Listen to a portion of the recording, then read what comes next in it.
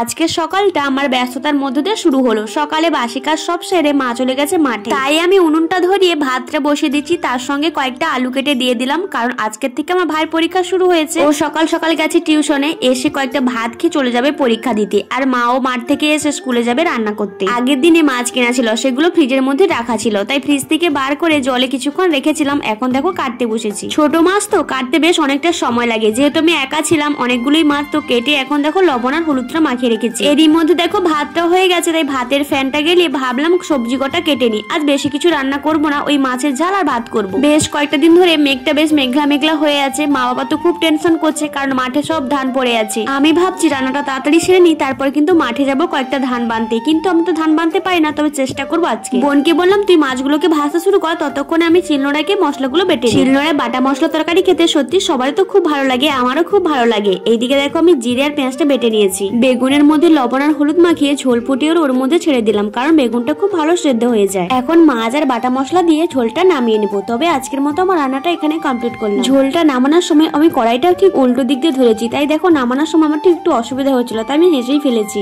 এখন আমি যাব মাঠে। তবে আজকে ভিডিওটা আমি এখানেই শেষ করছি। কেমন লাগলো তোমরা সকলে কিন্তু কমেন্টে জানিও।